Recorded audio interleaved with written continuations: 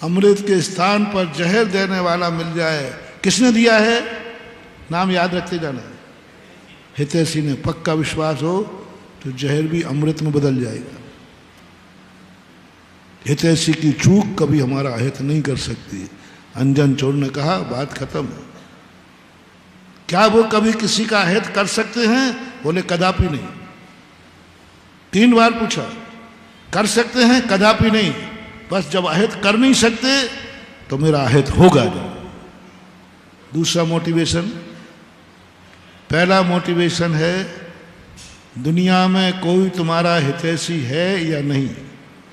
आज का होमवर्क सभी महिला पुरुषों के लिए, इस दुनिया में आपका कोई हितैषी है कि नहीं। यदि हितैषी है तो दूसरा मोटिवेशन हमने दिया, उसके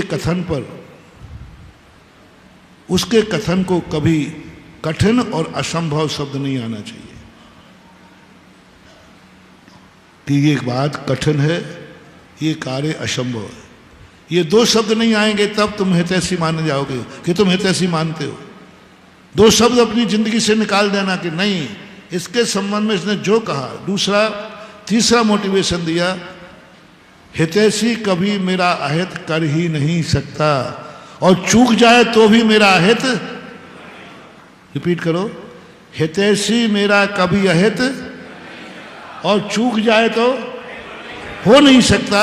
मैंने 2 उदाहरणों से आपको समझा दिया हूं, वो चेक वाली डायरी और दीवान जी वाला उदाहरण, और हिसाब ज्यों का त्यों कुनवा डूबा के। ये फैसला करने के बाद मैंने बच्चों को मोटिवेट किया कि बोलो ये किताब किसने लिखी है। बच्चे असंभव कह चुके थे। कई बच्चे तो महाराज जी मैं नहीं पढ़ पाऊंगा, बहुत कठिन कोर्स है, मैं नहीं पढ़ पाऊँ, मुझे पढ़ना नहीं है। कई बार ऐसे बच्चों को माँ बाप लेते, बहुत अच्छे बच्चे को कॉलेज में पढ़ा, मैंने उनको मोटिवेट किया इसी माध्यम से कि पहले ये बताओ ये किताब लिखी किसने है जो तुम्हें कठिन लग रही है। तुम्हारे दुश्मन ने? बोले नहीं साहब। किसने लिखी? बोले हित करने वाले गुरु ने, कोई XYZ शिक्षक वाले। पर जब वो हितकारी है, बोलो वो हितकारी होता, गुरु सदा हितकारी होते हैं। तो बेटा जिसको तुम हितकारी मान रहे हो, ये किताब हितकारी ने लिखी है, तो वो कभी तुम्हारा हित नहीं कर सकता। उसकी बताई बात को तुम कठिन मत मानो, कठिन मत मानो, क्योंकि मेरे हितैषी ने लिखी है। और हितैषी जो भी कार्य लिखेगा वो मेरे लिए कठिन नहीं होगा। बस ये माला फेरना शुरू कर दो और पढ़ाई शुरू करो। ऐसे अच्छे रिजल्ट आए कि मेरिट लिस्ट में पास हुए जो स्कूल छोड़ने वाले। 50% हम खुद डिमोटिवेट होते हैं, हम खुद डिमोटिवेट हो जाते हैं, हम खुद हंसाते हैं और शक उन पे करते हैं जो तुम्हारे गार्जियन है। ये तो कठिन काम है, ये तो कैसे होगा, ये तो असंभव काम है। अब बोलो ऐसी स्थिति में, अब बोलो तुम्हारा कोई हितैषी है क्या? कठिन और असंभव शब्द नहीं आवे, जिसको तुम्हें मानना हो उसकी बोलो। फिर जो कार्य वो बताएगा, फिर ऐसे ऐसे मत करना, ये तो बहुत कठिन है। हाँ प्रैक्टिकल होगा। भगवान को मान लो, चलो भगवान तो तेरा हितैषी है कि नहीं? ऐसे बोल रहे हो जैसे प्राण निकल रहे होंगे, है कि नहीं? हाँ तो नियम करो, परीक्षा ले लो। अब भगवान की वाणी में तुम्हारे श्रावकों को जो आदेश दिया है, उस आदेश को कठिन नहीं मानोगे, तुरंत स्वीकार करोगे। है हिम्मत। भगवान कौन है? थोड़ा जोर से बोलो। तो भगवान का वो तुम्हारा कभी अहित कर सकता है कि नहीं? नहीं कर सकता। तो उनके दिए हुए आदेश को आप कठिन क्यों मानते हो? अरे महाराज ये नियम तो बहुत कठिन है। रात्रि भोजन त्यावन अजय तो कठिन है। जिन वाणी की तुम्हें जिनेन्द्र देव की हर वाणी कठिन लगती, अरे महाराज ये तो असंभव है। कौन कह रहा है? निकल गई पुल पट्टी। कौन है जिनेन्द्र देव? क्या है आपका हितैषी है कि नहीं है? अब बताओ, क्या उसकी वाणी पर से आप कठिन और असंभव शब्द हटा सकते हो? आज के बाद मैं जिनेन्द्र देव की वाणी पर कभी कठिन शब्द नहीं लगाऊंगा। जो उनके मुख से निकलेगा मेरे मन में ये भाव नहीं आएगा ये तो बहुत कठिन है, ये तो बहुत कठिन है, ये तो असंभव है। क्या जिनेन्द्र देव की वाणी पर से, उनके कहे हुए आदेश पर से आप ये दो शब्द हटा सकते हो? मैं चमत्कार दिखा रहा हूं, मैं चमत्कार दिखा रहा हूं। ऐसे चमत्कार होंगे कि नीचे आग वर्णम वर्षे लगे होंगे और तुम्हें आकाशगामिनी विद्या सिद्ध हो जाएगी। बिना नमोकार मंत्र पढ़े, बिना नमोकार मंत्र के, कुछ नमोकार मंत्र नहीं पढ़ना, नमोकार मंत्र पढ़ना ही नहीं है। करोड़ों करोड़ों माला फेर दी बेफालतू में, कोई मतलब लेना एक ना देना, दो पढ़ना ही नहीं है। बात इतना सा करना है, कठिन और असंभव, क्योंकि मेरे हितैषी ने कहा है, हितैषी ने लिखा है, तो हितैषी कभी कठिन लिखता ही नहीं है, हितैषी कभी असंभव करते ही नहीं। वो कैसे गलत कर लेगा? कैसे गलत कर लेगा? कर ही नहीं सकता। महाराज जी थोड़ा भगवान क्या है, थोड़ा बहुत ज्यादा है ना भगवान, थोड़ा बहुत ऊंचे आदमी हैं, बहुत बड़े आदमी, उनको तो हर चीज सरल लगती है। कोई दूसरा बताओ, जिनवाणी बता दो। महाराज वो है तो आकर जिनेन्द्र देव की, उसमें कोई सॉफ्ट कॉर्नर नहीं।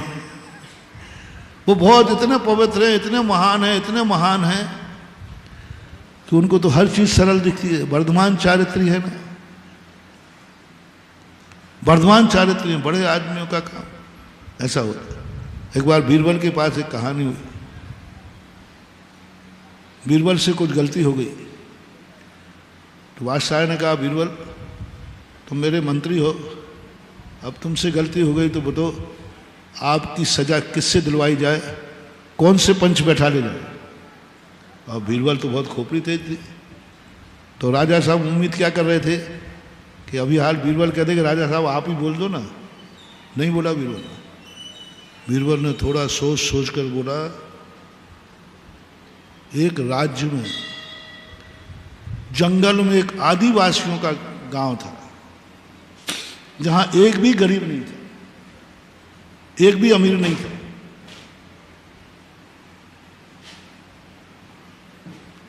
सब भील बाल थे।